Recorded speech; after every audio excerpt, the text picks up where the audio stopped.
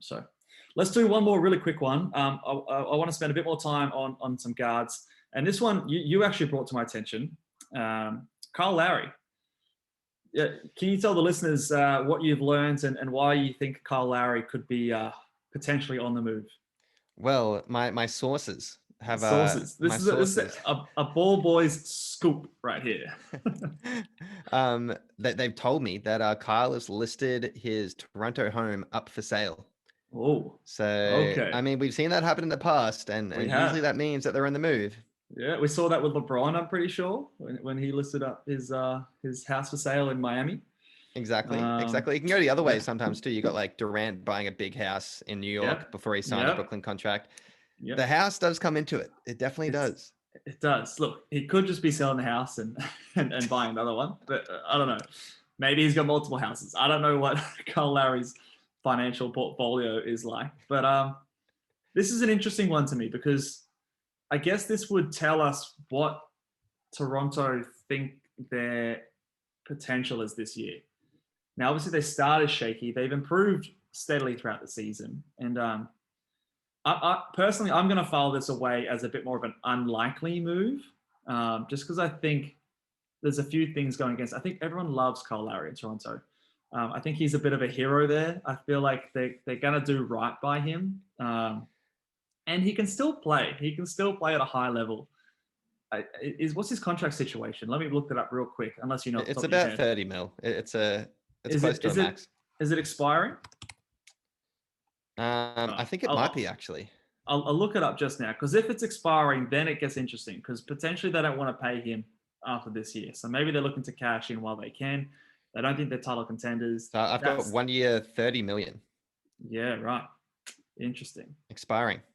Yeah. So yeah, that makes it a bit more interesting. I think if they don't want to pay him, they're obviously maybe moving in a younger direction. Fred VanVleet. I like their rookie point guard in Malachi Flynn a lot. I've seen him play a few times and he's showing some promise to me. So maybe they want to move in that direction if they don't think they're going to be title contenders. So he's an unrestricted free agent at 35 years old this offseason. So, not someone you want to pay very much. But in saying that, I still think it's more unlikely than likely. What do you think? Do you think the house thing is enough to make you think it's going to happen? I think it's happening. I reckon we can lock it in. I reckon let's lock Lock it it in. He is Mr. Toronto. I'll say that. But like Yeah. they'll do right by him. They'll send him to a contender. They'll send him to Okay. a team he wants to play for. And here's one I'll throw at you. I think Okay. it is to some degree a win-win because as I All said, right. it has to be a contender, right? Hit And me. I apologize to all the listeners for the repetitive talk we're talking about the Celtics. But Oh, what no. about just a straight Kyle Lowry for Kemba Walker trade? We know Danny Ainge is pretty brutal. Kemba's knees do not look healthy. I think he just wants a vet in there, can run the court, play with Jalen, play with Jason Tatum. What about this straight trade? Kyle Lowry for Straight Kemba swap. Walker. Oh, interesting. I don't know about that one. I think yeah, he's an expiring contract. The issue is that the Celtics are about to pay Jason Tatum a shitload of money. So even though it's going to be an expiring contract, I think even still, we're not going to have much cap flexibility to sign someone. So I feel like the fact that it's an expiring contract doesn't really help the Celtics. Now, I could be off there. I don't know exactly how the salary cap works or what's going to happen there. So potentially, if it is feasible that we can sign someone with Kyle Lowry's expiring or if he takes a cheaper deal, I don't know. Right now, if I'm Danny Ainge, I say no to that.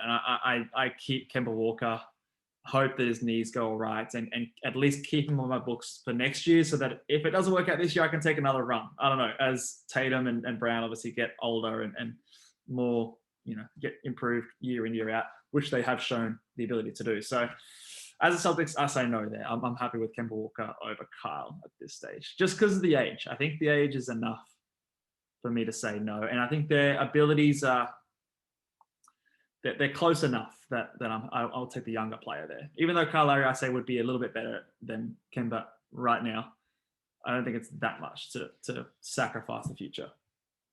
Yeah, well, it's just, I mean, Kemba's got 3 more years. Like he's on a 3-year contract now left. Yeah. And he's got about 35 mil. So you're still paying a lot of money. You are, but he's on the books. That's what I'm saying. Like he fits because he's signed. We've got him. Whereas I think you could lose Kyle Lowry, and then like what have we got then? We don't have the salary cap really to go out and get someone, because you're paying Tatum over 30 million. You're paying Jaylen Brown over 30 million.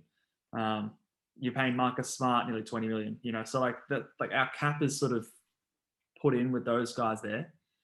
So yeah, I don't know. I just don't think it really is worthwhile.